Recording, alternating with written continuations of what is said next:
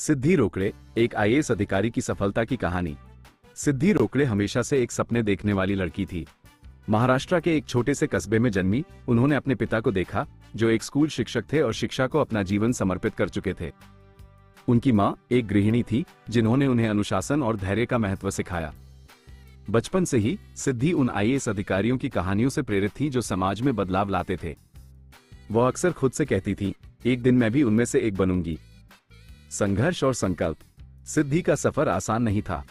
School में वह एक सामान्य छात्रा थी, लेकिन उनकी जिज्ञासा असाधारण थी। वो घंटों तक इतिहास, प्रशासन और सामाजिक मुद्दों की किताबें पढ़ती थी। जब उन्होंने आईएएस अधिकारी बनने की इच्छा जताई, तो कई लोगों ने उन्हें हतोत्साहित किया। सिविल सेवा परीक्षा बहुत कठिन होती है, इसे सिर्फ बड़े स्कूलों के बच्चे ही पास कर सकते हैं, कुछ रिश्तेदारों ने कहा। अन्य लोगों ने उन्हें किसी और करियर को अपनाने की सलाह दी। लेकिन सिद्धि हार मानने वालों में से नहीं थी। राजनीति विज्ञान में स्नातक पूरा करने के बाद वो यूपीएससी की तैयारी के लिए दिल्ली चली गईं। दिल्ली की भीड़ भाड़, महंगी जिंदगी और प्रतियोगिता का दबाव भारी था। उन्होंने एक कोचिंग संस्थान ज्वाइन किया, लेकिन जल्द ही समझ गईं कि स्व अध्ययन ही सफलता की कुंजी है। पहले प्रयास में वह असफल रहीं। उन्होंने मेंस परीक्षा पास कर ली, लेकिन इंटरव्यू में रह गईं। यह एक बड़ा झटका था, लेकिन उन्होंने हार नहीं मानी।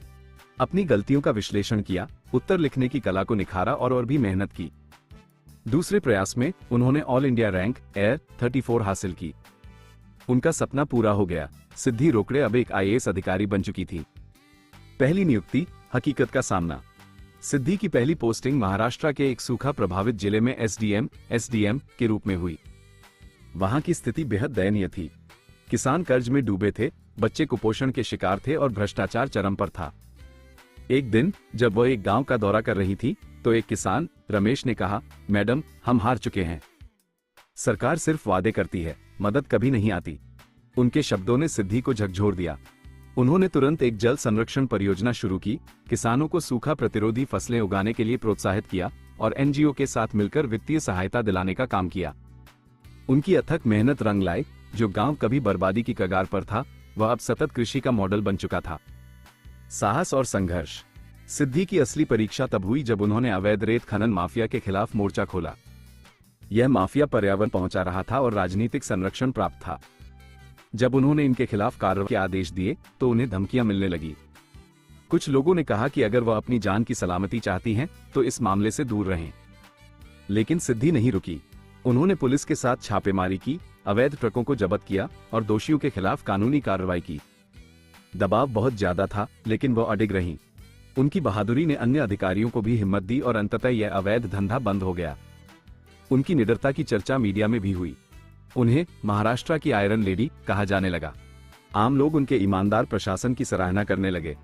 गणतंत्र दिवस का सम्मान। 26 जनवरी गणतंत्र दिवस के अवसर पर सिद्धि रोकड़े का नाम राष्ट्रपति पुरस्कार के लिए घोषित किया गया। उन्हें राष्ट्रपति भवन में आमंत्रित किया गया, जहां प्रधानमंत्री नरेंद्र मोदी और भारत के राष्ट्रपति ने उनकी उत्कृष्ट सेवा के लिए सम्मानित किया।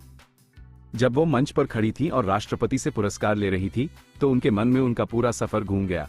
बचपन, उनके पिता का छोटा सा स्कूल, उनकी मां की प्रेरणादायक बातें और वे रातों की पढ़ाई। ये सिर्फ उनकी जीत नहीं थी, बल्कि हर उस छोटे शहर की लड़की की जीत थी जिसने सपने देखने की हिम्मत की। परिवर्तन की विरासत। सम्मान प्राप्त करने के बाद भी सिद्धि अपने मिशन पर डटी रहीं। उन्होंने कई महिला सशक्तिकरण कार्यक्रम शुरू किए, शिक्षा व्यवस्था को सुधारा और प्रशासन में पारदर्शिता सुनिश्चित की।